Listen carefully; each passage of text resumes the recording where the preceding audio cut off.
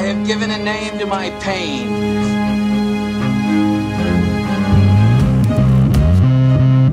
The Batman. Always waiting for some Batman to save you. It's simple. We kill the Bat of Gotham. You don't really think you'll win, do you? I'm Batman.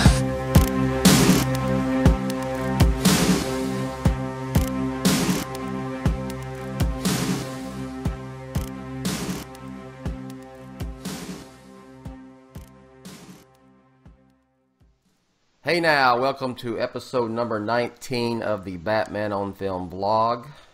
Have we done 19 of these already? We've done 19, but it's been a month. I think we haven't done one in a while, so I'm glad to be getting one in here this morning. This is true. Yes. I am the host of this here vlog, as well as the founder of the almost 20-year-old Batman on Film, Bill Jett Ramey. June 1st, 2nd is the actual anniversary date, somewhere in there. So we're getting close, Rick. You know, on the 21st, we have to use that milestone birthday to have an excuse to have a party at a bar. Yes. Just the symbolism of 21. So, and I'm gonna apologize to advance. I have terrible allergies, guys, so forgive me in my voice and if I cough. So, but we'll get through this and power through it. Yes, apparently, and also I think Justin has some Batman 20 t-shirts that will be available soon, so be on the lookout for those on Batman on Film if you are keen on sporting a Batman 20th anniversary t-shirt, which Rick and I will for sure. So, yeah, for sure. I also want to thank all of our supporters, our Patreons on Patreon. All of the money that's contributed, all the donations go right back into the website and make all of this possible. So if you like what we're doing, whether it is the articles, the opinion pieces, the news coverage, the podcasts, and these vlogs, and want to contribute, you can check that out at patreon.com/BatmanOnFilm. And this vlog also is available as a podcast. And of course, Batman on Film is part of the Batman Podcast Network. Check out all the shows at BatmanPodcastNetwork.com. And not only are we part of it, Batman on Film is the host. It's the we created the Batman Podcast Network. So, and this is a good time to plug this. Ryan Haas actually created its own official Twitter handle. Yeah. And it's at Batman Podcast Network. No, I think it's at Batpod Network. Yeah. Batpod Network. Yes. Okay. At Batpod Network. We'll put it right Twitter. Here. Yeah, I'll have it here. Yeah, right there. And we probably both butchered it, so it'll be right. It'll be correct Ryan, here. Yeah, Ryan Haas is running that, and so it's all the vlog and podcast stuff directly. So Batman on Film is my Twitter, and it's a lot of stuff. It's Batman on Film, and it's a lot of other stuff. A lot of other nonsense, too. All right. Never. From us, never. Yes. So, a couple things. Two things we're going to talk about this morning, and they're both Batman on Film related, and directly, it's focused on Batman on Film. This past week, Jake Gyllenhaal was asked by CNA Lifestyle. It was posted on Facebook, on their Facebook page as a video interview, if he was going to be the next Batman on Film. And he said, Rick, wow, that is a very difficult question. The answer to that question is no. And it seems very definitive, but let's remember, this is Hollywood, this is an actor, this is a project that is in like the very early stages of production. Not even production, very early stages of its lifespan, period. So, Rick, what's your overall take on what Mr. Gyllenhaal said here recently? It didn't move the needle for me either way. I tweeted immediately and said that quote from Jake, because everybody's putting it out there. He's not going to be the Batman, and it's over, and that was all a rumor, whatever. Here's the deal. He may not. I mean, that he may be just telling the truth, because if he's not, he can say that. It doesn't matter. But don't think that he can't still possibly be just because he said that. Here's the thing. Right now, as it stands, Ben Affleck is still the official Batman in this DC universe. He is. Yes. It is not. There's not a definitive announcement. I expect there to be one. I'll be actually rather shocked if he is still playing the Batman. I highly, highly doubt it. And so, until that's official, until he is, and I'm sure they're going to let him do that on his terms. Because Warner Brothers still wants a good relationship with Ben. They want him to direct, and who knows. And in this day and age, you could turn around and play another superhero 2 years down the road. No one would blink an eye at that anyway. Yeah, I mean, Ben Affleck wants to be in the business with Warner Brothers, and Warner Brothers wants to be in the business of Ben Affleck. And that is notwithstanding Batman, because I frankly don't think think Ben wants to do it anymore, and I don't think Warner Brothers wants him to do it anymore. But they both want to be in they want to work together in the future. You know, maintain a good relationship. Yeah. And a lot of people were talking about, well, he was at Fan Expo here. I'm actually in Dallas, so he was here in Dallas just recently, and he was, and I think that was really cool of him to do it. But he also minimized his appearance.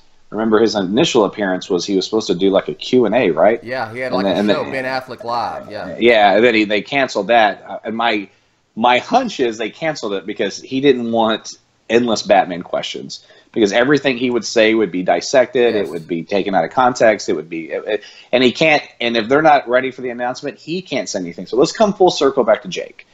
We know that Matt Reeves has met with Jake Gyllenhaal. We also know that Jake Gyllenhaal was one of Chris Nolan's top people to play Batman. He was the runner-up. He almost runner-up. In fact, back in David Goyer wanted Jake as Batman over Christian Bale, but you know that didn't happen, and everything turned out fine. But that, nonetheless, he was up for the role, and he made enough impact on Chris Nolan and David Goyer to merit serious consideration for that part back in 2003, 2004. Which probably ultimately led to why his sister was in consideration. Not that she can't stand on her own as an actress; she's wonderful. But you know, let's think about that. That led to her replacing Rachel Dawes. What's the original actress? Katie Holmes. Thank you. Gosh, I can't believe I went blank on her name. So anyway, there's a lot of history with the family and this franchise and everything, and so don't be surprised if he's still in talks with Matt Reeves to play the Batman. That's all I'm saying. Well, he could not say. That's the only thing he could say. Well, that's also the only thing he could say. The only thing, and the initial response also to me is also actually a little telling. Well, that's actually kind of difficult to say. And now maybe he was just being coy. I don't know, but I you want to look into it. There was that as well. It's almost like he kind of hesitated. But look, again, it doesn't matter either way. It doesn't. That what I just referenced is just sort of a fun thing to look at, but it doesn't suggest that he is. And him saying no certainly doesn't mean that he's not.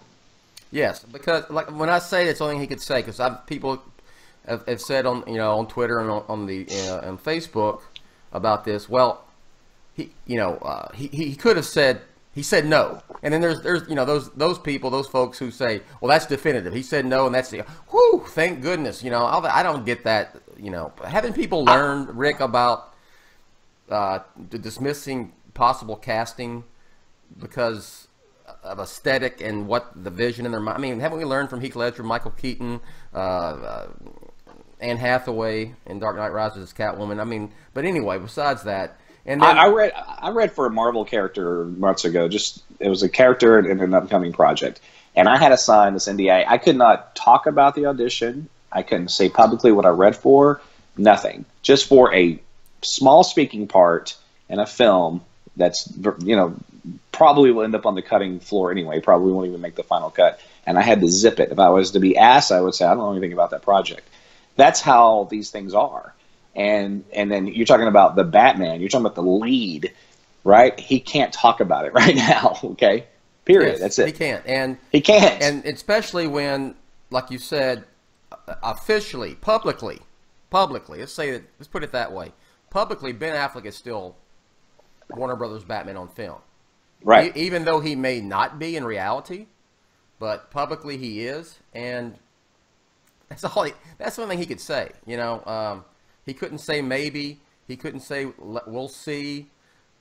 He sure as hell couldn't say yes, even if he is. You know, he could be cast already. You know, he could have a deal with Matt Reeves and say you're my dude. So let's wait. You know, we'll get going here. But all he could say is no. And let's don't read anything into it either way. I think that we'll see. That's all I'm going to say. We'll see. Which you're going to get into the next topic here.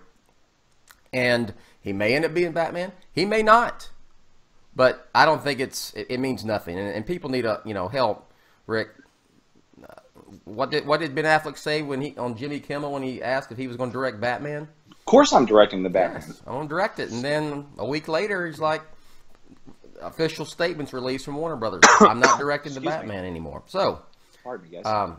Like I said in my news report on this, you may find this hard to believe, y'all, but actors and filmmakers and producers and studios, they don't tell the truth a lot. And that's just part of that business. Because they can't. Yes. It's not because they're liars, because they can't. It's business, correct? It's business. Yes, it's business. It is business. Yeah, yes. So the moral of this story is this. Yes, he said no. Doesn't mean he's not. Doesn't mean he is. It means nothing. It's a net negative. There you go. All right. So at least on a weekly basis, sometimes on a daily basis, I get emails, I get tweets directed my way. I get asked on the Facebook. It's essentially a message board. It's a fan group, but also there's just a BOF fan page proper about when is Warner Brothers going to make, just come on, Warner Brothers, make an announcement. Right. Make an announcement on Ben Affleck. Come on, Ben Affleck. And I was thinking, I got asked this week, and I said, you know what, I got motivated to write something. So the article was an announcement. Essentially, the announcement will be made on the future of Batman on film when it's made. That's where we're at.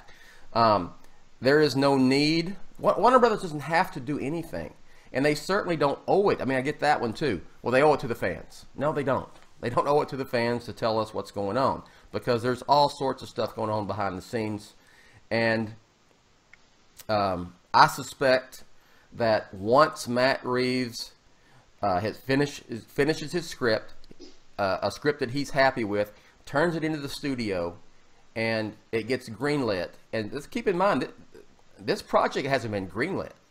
He's been hired to write a script, and then if the script is greenlit, to direct the next solo Batman movie. That's it.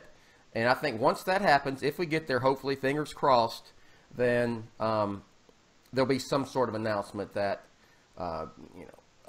pre-production, going in production, press release, and then in that press release they'll say Ben Affleck is returning and reprising his role as Batman, or they'll say something about the new actor being cast and Ben Affleck moving on to other things. So, Rick, what's your take on all that? I mean, it's typical. It's fan behavior. Look, I want to know what's going on. The fan in me. I'm sure it's the same with you, right? I mean, but of course. Look, yeah. I'm torn on this between what I think I know is, I'm going to do a Rickism here, which is like empirically the right thing to do for the franchise versus as a fan what I want. In other words, I don't want to wait till 2020 or 2021, possibly 2022 for the next Batman film.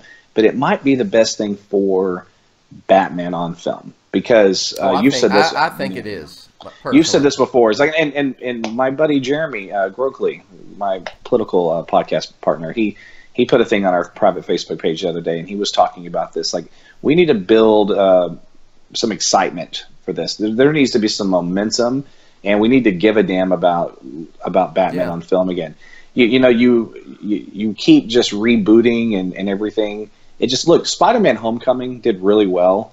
I think Spider-Man: Homecoming was shortchanged and should have done more. It should have done better than it did, and I think it did as well as it did because of good word of mouth. But let's face it, people were kind of like, another Spider-Man. Yeah. I mean, right? I mean, look, it did really well at the box office, but it wasn't an event like. It wasn't, and he could have done better. The Sam Raimi Spider-Man films. I mean, especially that first and second one. It wasn't an event like that. Let's be fair. I mean, let's be honest and fair about that. Right. It's not an event, and frankly, I think Spider-Man is up there. He's up there with Batman. In terms of being iconic, and a Spider-Man movie, just like a Batman movie, should be an event. I believe that with all my heart that should be the case. And even Batman Begins, if you go back to Batman Begins, that wasn't really an event. No, it was because people were kind of like still burned out from the Joe Schumacher stuff. Rick, if Batman Begins had came out today, we wouldn't have got The Dark Knight. Thank goodness they had the patience to see that they had something special there. And yeah, you're right. It wasn't an event. It opened low, but it had huge legs, and it was big on home video, and it got a sequel, and the rest is history with The Dark Knight and then the whole Dark Knight trilogy. So the Dark Knight was an event. Yes. Okay. Yes. The Dark Knight Rises was as well. Unfortunately, The Dark Knight Rises publicity was derailed with that tragic shooting in Colorado. So, but let's just go to The Dark Knight. That was an event. Yes. I mean, it was akin to. Do you say akin or do you say akin? Akin to. Yeah, that's what I say. I hear people say akin. I'm like, which one is it? Anyway, it's akin to Batman '89. It was that sort of event. Yes. And we may not ever capture that in a bottle again, and that's fine, but it can at least be similar to that. And right now, if Matt Reeves puts out a new Batman film next year with a new actor, and no matter how good it is, I'm afraid it might be more like Batman Begins. And the reason that's problematic now, because if it performed like Batman Begins and kind of had that same feel to it, it may not get a sequel because people like we just talked about. Because they don't have the vision for it. This is going to be $1 billion film or it's a failure, and that's unfortunate. I want us to get away from that. Whether it's Star Wars, whether it's Marvel, whether it's anything with DC related, that now $1 billion is this barometer for success. That's an unfortunate place that we're in right now. But it kind of is just what it is. And we can't have Matt Reeves' Batman not work. Like, this has to work. This one has to work. This has to make people fall in love with Batman again. When I say people, I don't mean us hardcore fans that will stick through him through thick and thin.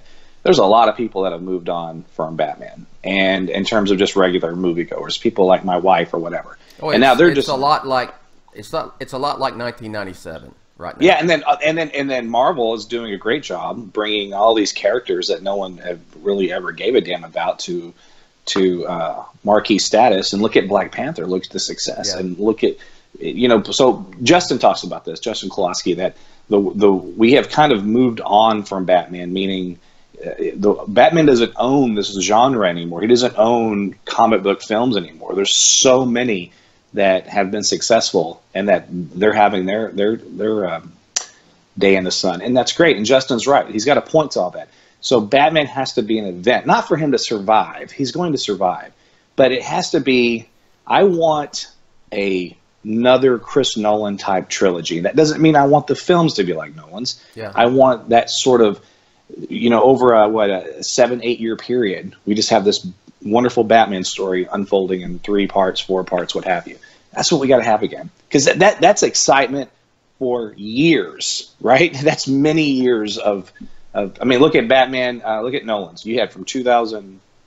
When did Batman Begins come out? 2005. 2005. Right? All the way to 2012. That's a hell of a run. Mm-hmm.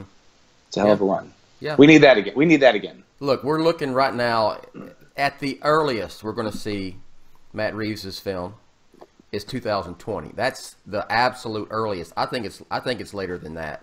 And frankly, I hope it's later than that. But for all the reasons we just talked about, it needs to be an event again. And I'll put it this way, and people sometimes, you know, they dismiss it. Oh, it's Batman and blah, blah, blah, blah. You know, they'll show up and, well, maybe not. It needs to be special. That's what I was just referring to. Yeah, we need to miss Batman again. You know, I'll go see it, but you know what? Part of the fun is following the build up, and that includes what we're going through right now with not knowing what Matt Reeves is doing, who is going to be his Batman, what the story's about. It's fun. I'm not 100% convinced he's directing this movie yet, dude. Who knows? You know, I hope he is. Yeah. And right now, all things indicate that he will. But like you said, there's nothing definitive yet. He's writing a script. Yes, he's in this project. Yes, he's met with Jake and probably many other actors as well. To be fair, because look, I've got a little bit of a bias. I'm Team Jake, so I hope he gets it. But regardless, I trust his casting, whatever he does. Okay, he would not be my first choice, but if he were cast, I'd be perfectly happy. And I think it shows, just to know that Jake's not your first choice. He's not my first choice. I don't even really have a first choice. I don't know who it would be. I mean, but I would be. He's on my list, definitely, and I would be happy, very much happy, if he was cast.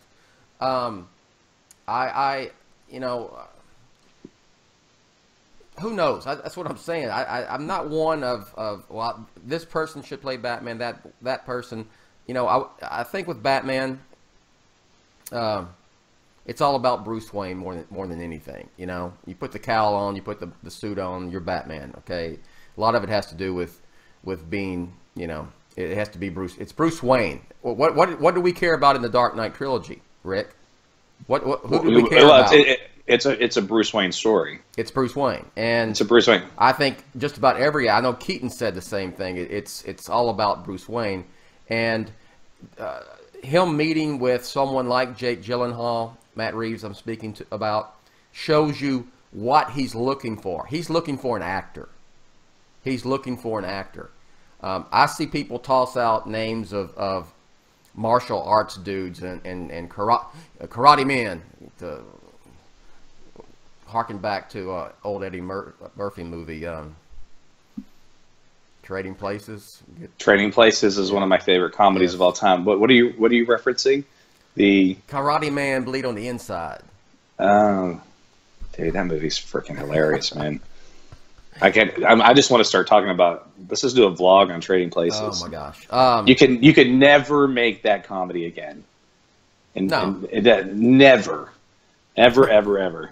It was so politically incorrect and just vulgar and just beautiful. And Eddie Murphy and Dan Aykroyd, both for that matter, were just in their prime. I could do a vlog or a podcast on Night Shift as well. That's maybe my favorite Michael Keaton movie of all time, and Michael Keaton is genius. If you haven't seen you've seen Night Shift. Come on. I've seen Night Shift. And one of my favorite Michael Keaton performances is The Paper. And I want to say this, and I don't want to take away from what you were just saying, that because you said that, you know, Bruce Wayne's all that matters. You stole the cowl, and I know that you peeled back that onion. You know better than just to say that, because you have to be able to still pull off Batman. It has to be in your eyes. Pull off Batman. It has to be a voice. It has to be your stature, the way you move. Because poor George Clooney had nothing to work with. He was a goofy Batman because he was just George Clooney in the suit. Yeah. Right? That's what he was directed to do, unfortunately. Val Kilmer was better. But Keaton and Bell, man, like, they're Batman. Like, their eyes and everything, just freaking awesome. And quite frankly, the ending scene in BVS with Lex in the jail and Batman visit, that's an intense Batman moment that a real actor had to pull off. So I think there's a lot more work that goes into just don't let me. I know you put on a mask and you're Batman, but that's. I know what you meant. I just wanted to get that on the record. So YouTube comments didn't start kicking our ass on that. Whatever. I'm right anyway. Everything I say is right. But my point is, I'm right. What I'm saying is that he wants an actor. I'm always right. Get me an actor. Get me a freaking actor. I don't want a karate man. I don't want a stunt man. I don't want any of this. You know, based on just aesthetic. Yeah, I mean, Bell had a Bruce Wayne look about him, and certainly, probably, Ben Affleck was the most physically suited actor to play Batman to date. I'm going to tease this right now, and in my blog I did with Justin, which I'll just kind of squeeze that in as or podcast, I should say, about my article about Batman Without Gods, and then Justin and Ryan brought on Pete and Eric, and they did their rebuttal podcast, and then Justin and I did our rebuttal to that rebuttal podcast, just the two of us. Yeah. And Justin referenced something I put on Twitter, which was essentially about, hey, I want to tease this. This is going to be our next blog, and you should write an op-ed about the size of Batman and what that should be like on film. And so you talk about Ben Affleck. So I'm just going to ask you a quick question. We'll tease it, and then we'll pick this up on another episode. But as awesome as Affleck was in BVS and as great as he looked, does it suit Batman on film the best to have a Bruce Wayne that's 6'4", 250 pounds, right? Or does it work better when it's someone like Christian Bale that's 5'11", 6 feet, or Michael Keaton that's 5'9", 5'10", that doesn't look like they could possibly be Batman? Just a question. I mean, answer, or are you just being? Well, no, we'll answer it, and then we'll elaborate on it on another show, because I think this is a good debate. It kind of ties into the Batman Without Gods in this respect. Well, that not everything in comics or animation works on film. And that's kind of the angle I'm using with that. I think it's better to have someone like Bell or Michael Keaton, personally. And you subscribe to the Tim Burton theory that it should be more of an everyman, and that's what he was going for with Keaton.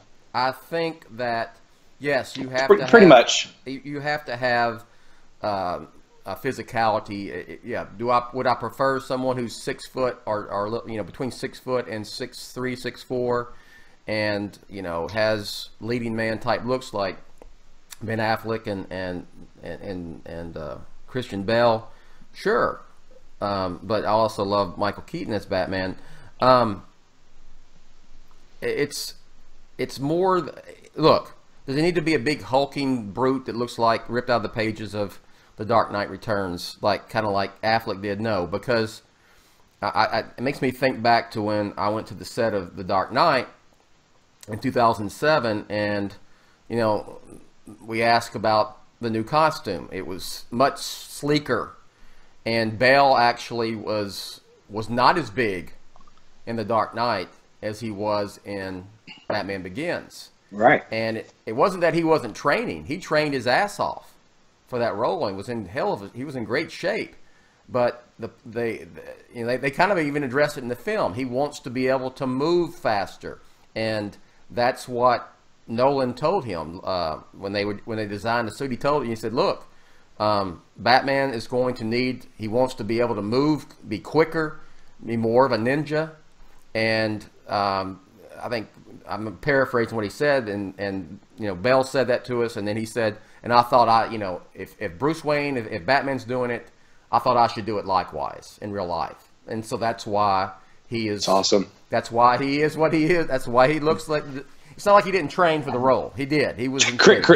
Christian Bale is one of those actors that just transforms himself. Yeah. And so is Gary Oldman. Yeah. And there are, we can go down a list of actors that are transformational actors, and that's exactly what Matt Reeves needs, and that's why he's talking. That's why he's talking to Jake. That's why he's talking to Jake. So I'm going to say one more thing, and then we'll end this because I sidetracked this, and then we'll pick this up later. But my whole thing on that is this: if I live in Gotham and it's real life, and I meet Bruce Wayne in person, and he's an inch taller than I am, I'm 6'3", great shape, bulky, shakes my hand, walks off, I might get a little suspicious, going, it's probably the guy that's Batman. If I met Christian Bale or Michael Keaton, I would not in a million years suspect that they could possibly be Batman. There's my cliffhanger, and we'll pick this up. Okay. We'll pick this up later. All right. So I think that's going to do it. Anything we want to add to Jake or Jake's comments, or does Warner? Okay, do this, and to finish up this second part, Warner Brothers doesn't owe us an announcement right now, do they, Rick? No, they don't. Okay. As much as we want them to think that they do, they don't, because what they owe us is to do this right.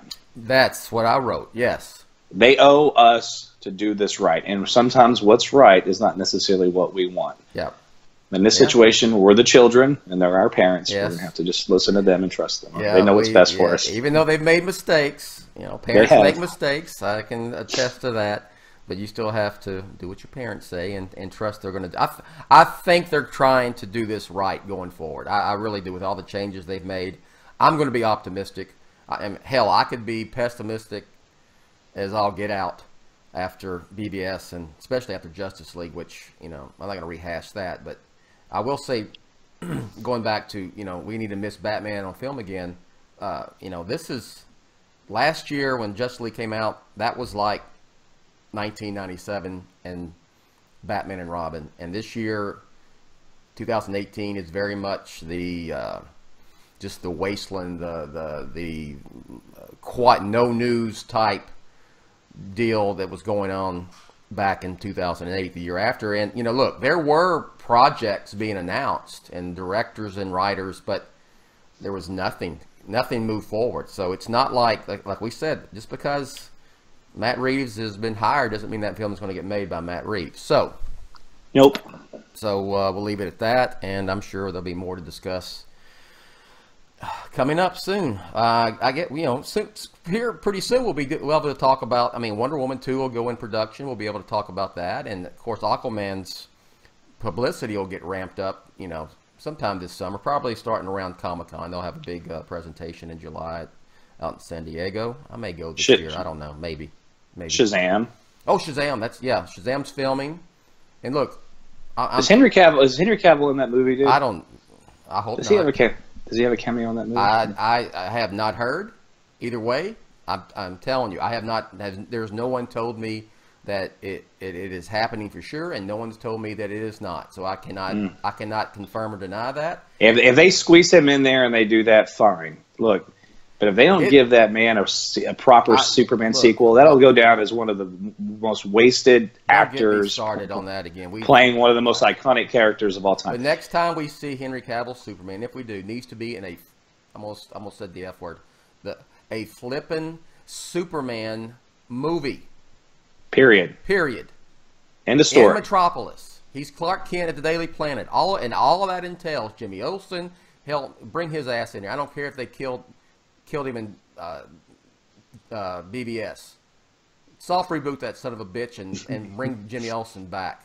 Or just say that he was a CIA operative using. Yeah, right. That's fine. Hey, I don't care. I'll buy it. Just bring the actor that played him in Superman Returns. That dude was also wasted. He was a good Jimmy Olsen. Yeah. But all fired up. But yeah, I'm excited for Shazam. I'll still only call him Captain Marvel. And I think that it's going to end up being. I really do, and I'm not saying it because that was my, it was my hypothesis, and saying make Billy Batson a huge DC Comics fan. Literally a DC Comics fan. Superman, his favorite character, then boom, he becomes Superman. And you see the toys and stuff. It kind of makes me, maybe that's what they're doing here. I hope so. Because you and I both said it needs to be PG, it needs to be goofy and fun and silly. Bring out Talkie Tawny, Mr. Mind, all that crazy Shazam universe stuff, and do it. Okay, Uncle Dudley, the whole 9 yards. Hell, it needs to be it needs to be a live action Incredibles is what it needs. Yes. All right, let me ask you. Yeah, go ahead. What are you most anticipated for? There's a lot of movies coming out this year, dude. I'm talking about it just in the superhero realm, and sci-fi, what have you.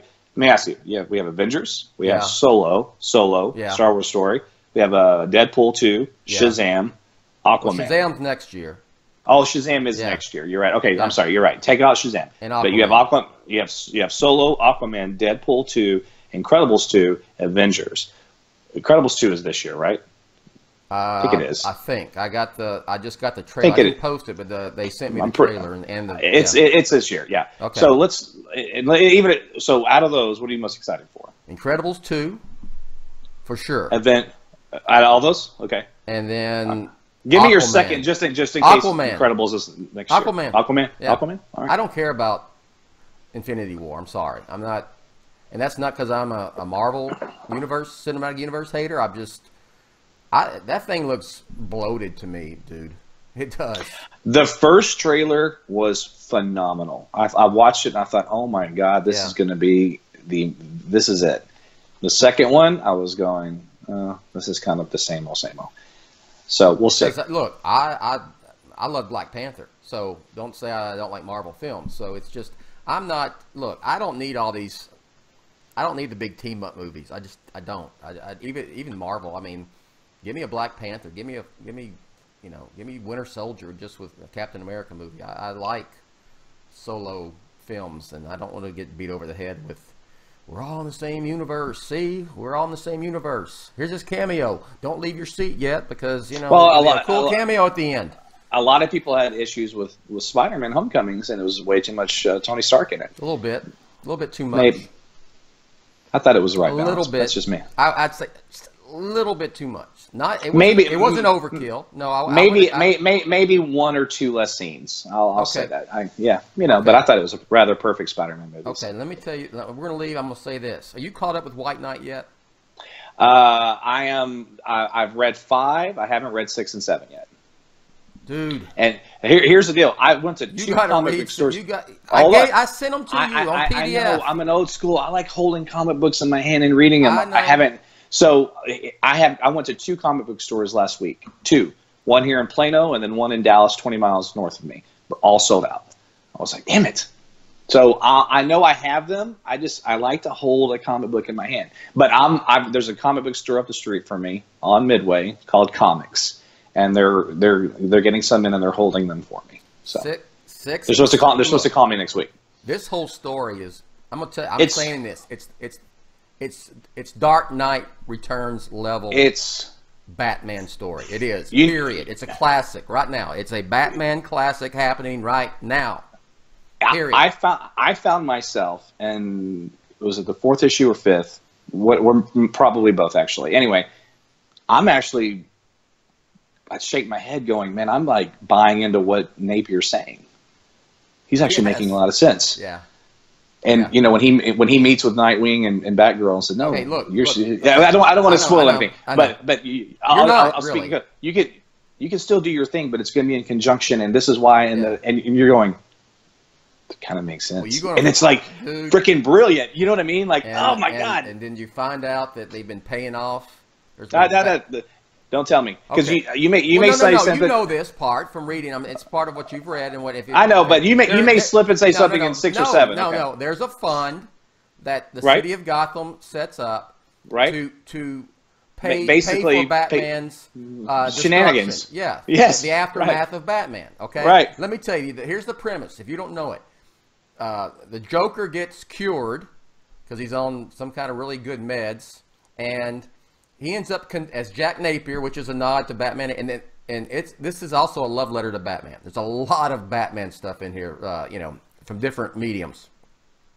But anyway, he convinces Gotham. Even Bane's got a little bit of a that he convinces Gotham that this is all Batman's fault. All of the supervillains, all of the destruction that they do, it's because of Batman, and Gotham turns on him.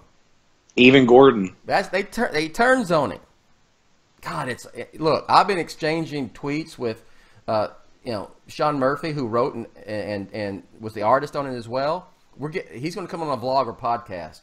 So once this is all done, and I'm telling you, good. And I don't throw it out. It's a classic. It's Batman so classic. Good. And if the trade comes out in September, I've already ordered mine, Rick. I ordered it on Amazon because I'm going to read that Joker. No pun intended. From start to finish, it's you know what? It's been on time. It's been on time. Unlike like Dark Knight 3 would skip 2 or 3 months. This one's been on time, and it's been fun to read monthly. And I think being on time is kind of kept it going. With Dark Knight 3, you would read and you get all involved, and then it'd be 2 or 3 months from the next issue. This one's been on time. It comes out monthly, but it will read. Sitting down and reading that in one swoop is going to be awesome, and especially if you haven't read anything yet. But it's awesome, dude. Read these because when that thing here, just in a few weeks, number 8 comes out and it's over with, and we're doing a podcast or a vlog on that thing, man. Because I love it. Batman. Yeah, I do too. Awesome. The first 5 issues I have here at the house, I've read all of them at least twice. And I'll just pick up issue 3 and just read it. I mean, it's good, man. It's great. It's good. It's great. Okay. Hey, man, to get me to read comics, you know, it's got to be special, right? That was me flipping off Bill. Yes. Since we do that on Twitter all the time, I thought I'd give a real life one. All right. All right. So, what do you got to plug then? Let's get the hell out of here. Okay. So, 2 quick things. So, on my little political page, whatever, this is not to push politics, but if you are a fan of Touré, I had a discussion with him, and it was awesome. Go to the Left Shoe Politics YouTube channel, look for that. It's just a great talk with him about politics and about the Rock and Roll Hall of Fame, who he sat on the board of. And then Justin and I put out an aforementioned podcast where he and I go one-on-one about Batman Without Gods, which was a rebuttal to his podcast rebuttal that he and Ryan put together with Eric Holzman and Peter Vera, which was rebuttal to my op-ed. So we're going to keep this thing going because it's a good conversation. And the premise is, does Batman work better on film when he's not amongst gods? Superman. Yes, Doomsday. he does. Okay. Yes. It's good. And obviously Justin and I disagree, but it's fun. And then we just released our 9th, I think, 9th or 10th. Man, something like that. Maybe there's more. Good Lord. Anyway, our most recent Star Wars episode. I launched a Star Wars satellite Batman on film thing a year or so ago. And so Ryan and I sit down with Ricky Church, and from Flickering Myth and BOF contributor, and we talk about the Last Jedi Blu-ray features, the deleted scenes, the documentaries, what have you, and then we dissect and talk about the brand new cinematic Solo Star Wars Story trailer, which is Solo Star Wars Story. Say that 5 times. Solo Star Wars Story. You brought that up a second ago. I'm looking forward to Solo. I'm going to go see it. I'm going to the press screen on that one. So I mean, sometimes I'll skip the press screenings because I'm going, somebody else will see it for Batman on Film and review it. But this one, I'm going. I'm looking forward to it. I think it looks fun, and that's all this has to be is a fun ride. Is it getting some bad? Is it got a bad vibe going on with it? I mean, I'm just asking you because you're following it more than I am. Yeah. So here's the thing. A couple of things. First of all, we can't deny that there was some online fandom backlash to The Last Jedi. But there's been fandom backlash to Star Wars going all the way back to the special editions, really going back to the Ewoks if you want to get real about it. But it's real. Most people that saw The Last Jedi loved it. 1.3 billion critics raved about it. I think it's maybe the most critically acclaimed film in the franchise. It's darn close. Anyway, but there are a faction of fans that didn't like it, and they're very loud because we're on Twitter, we're on Facebook, and that's a microphone for a lot of people. And so they're kind of dealing with that, right? And so people are talking about, well, there's some ill will with some fans, and they're just kind of turned off right now, and maybe they needed more time than 5-6 months, which there's a point to be made there, by the way. So there's that. But I think, because you'll hear about that a lot, but I think more than anything is just accepting somebody else as Han Solo. And people say all the time that no one asked for this movie.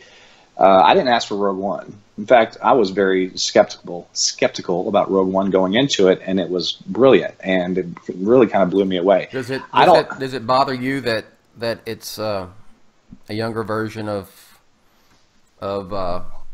Harrison Ford's character? I mean, he's iconic in the role. Does it bother you that someone else is playing Han Solo?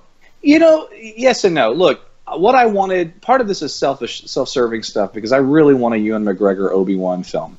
And he deserves it, the fans deserves it, and the franchise deserves it, and it can also retroactively enrich the prequels, which I think they deserve it, meaning the prequel trilogy. But we're not getting that, at least not yet.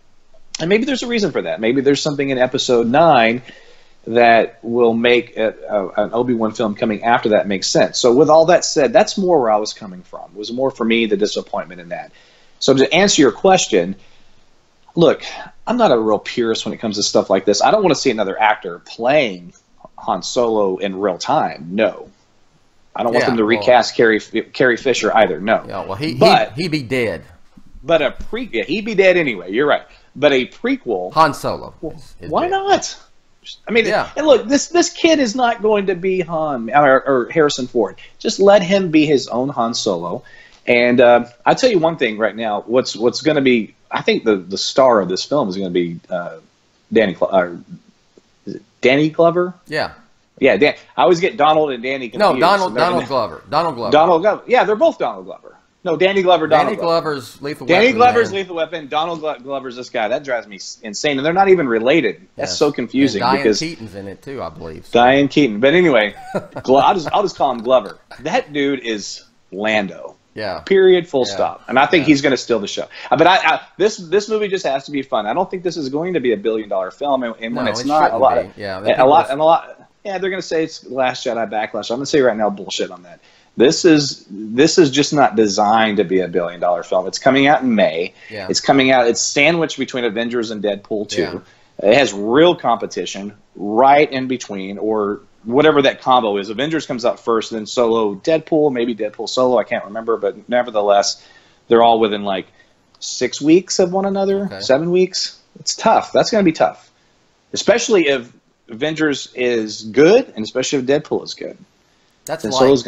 Well, look, it's like three of them. I mean, it's Incredibles 2, Aquaman, and then Solo that I want to see the most. Kasdan wrote this script with his son. Kasdan wrote the script to the best Star Wars film to date, which is Empire Strikes Back.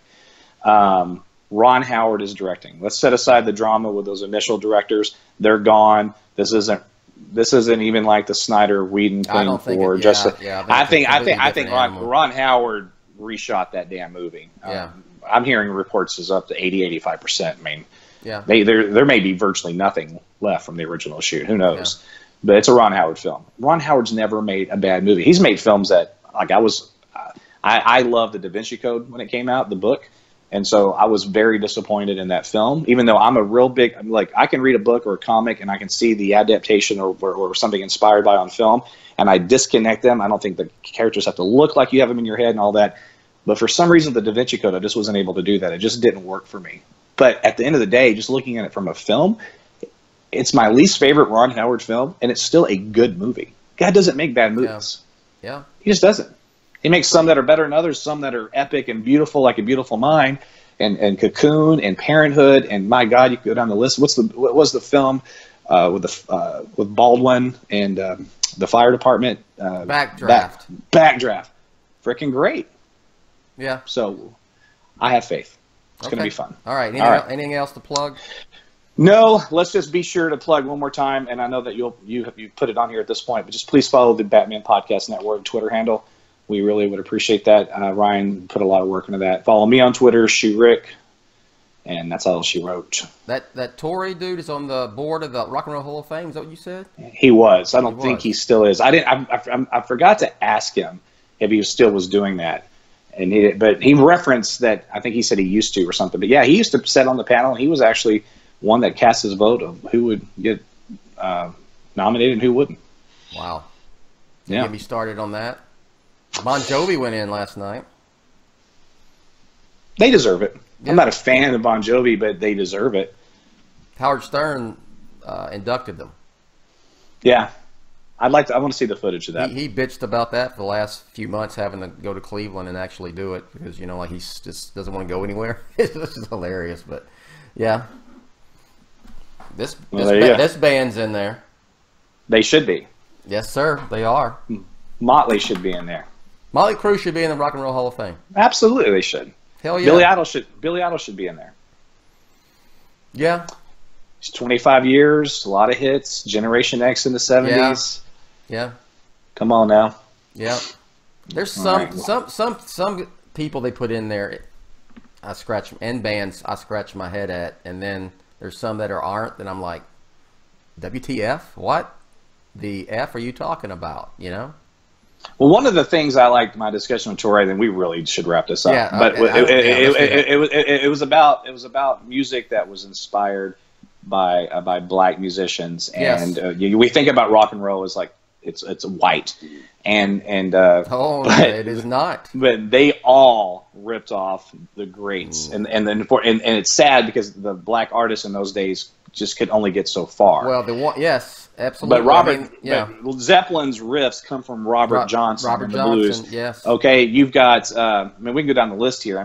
So is the Rolling Stones. They were Chicago blues All band, Elvis. basically. I know. Elvis is Elvis is embodies country, it is. gospel, black and gospel, and Chuck Berry, and yes, absolutely. Yeah. Without black musicians and I black mean, artists, his there would first have been no record, Elvis's first record was "That's All Right, Mama" in 1954, and that was a cover of a Big Boy Crudup song. And if you hear Crudup's version of "That's All Right" and then Elvis's version, they're like two different songs, but it's like Elvis injected the country and gospel into.